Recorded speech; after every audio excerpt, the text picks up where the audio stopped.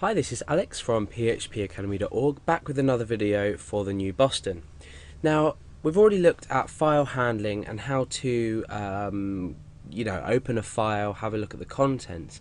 However, what we need to look at is how we can read a specific directory and list all files. So you've probably already guessed there's going to be a loop somewhere in here to loop through the contents of a directory and display each file. And what we're going to be doing is we're going to just be displaying this as a list, and then we're going to create a hyperlink for each file so we can click on it. Now, first of all, let me explain why this might be useful. Let's say you were creating some kind of file-based photo gallery, and you wanted to have several folders, for example. Let's just take a look at the directory structure that I've chosen. I've got file.php, which I have open in my text editor, and I've got this files directory here. Now inside here, let's just put a star in there. We've got first file.txt, second file.txt, and third file.txt. Now what we're going to be doing is we're going to be looking inside this files directory and listing all files. Now what happens if these were images? You may want to create a PHP script that searches a particular directory for a list of images and then displays them on a page. So you can adapt this example that I'm going to use really easily into your website and for your own purposes. So we're going to be using two different functions. We're going to be using the open directory and the read directory. Now you've probably guessed the difference between the two. The open directory function will actually open the directory and load it into a handle, much like we've done previously with loading a file into a handle. Then we can do something with it. With the read directory, we're going to put this into the loop and create the read directory as another variable. So the read directory is going to read the handle, which is then going to equate to another variable called file. So you'll understand probably a bit better when I go into the example and show you. So the first thing we need to do is set up a variable called directory, and I'm doing this simply so I can reuse this over and over again in my program. Now remember, the directory that we want to open is files, so I'm going to just type in files there. I'm not going to include any trailing slashes or anything like that. I'm going to let my program handle this later on, especially when, say, you were releasing some kind of script that used this to the public. You might want to create a variable such as file to read or something. Now you don't want your user to have to think, oh, do I need to put a slash there or a forward slash here or whatever.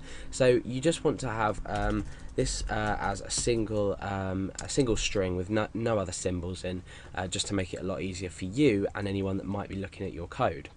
So now what we want to do is we want to create a handle with using the opendir function.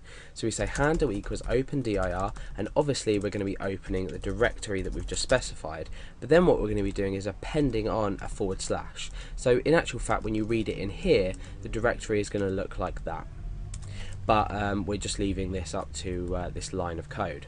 Now we need to ensure that this returns a true value, so we need to ensure that this actually does open before we continue with the rest of our code, otherwise the rest of our code is going to be invalid. So what we need to do is put this in an if statement, much like we've put in a few other things like connecting to a database, for example, or just anything really we want to return true. So we can do this, we can set a variable at the same time as calling a function. So if this is true, then we need to go ahead and continue with the next step. Now just for purposes of aesthetics, making it look nice, I'm going to echo out looking inside, and then I'm going to put the directory name just here. So I'm going to say directory like that, so it will read looking inside files. This is another reason I didn't do slashes, because we're just going to specify the directory as plain string, how we want it to look and what we're looking inside. And I'm just going to append a break on there. I'm also going to enclose this directory text inside single quotation marks. Let's have a look at it at the moment.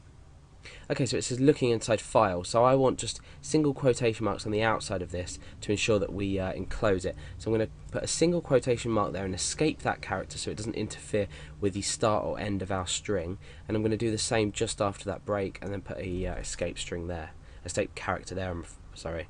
So now let's refresh and we can see that that's just been enclosed in single quotation marks. And we can even then just add a colon just to make it look a bit nicer. Okay, so we've established our little welcome or our little message telling everyone what we're doing. Now what we need to do is we need to actually read the directory. So this is slightly different. We're going to be using a while loop. So let's come down a bit and we'll set up the skeleton for our while loop.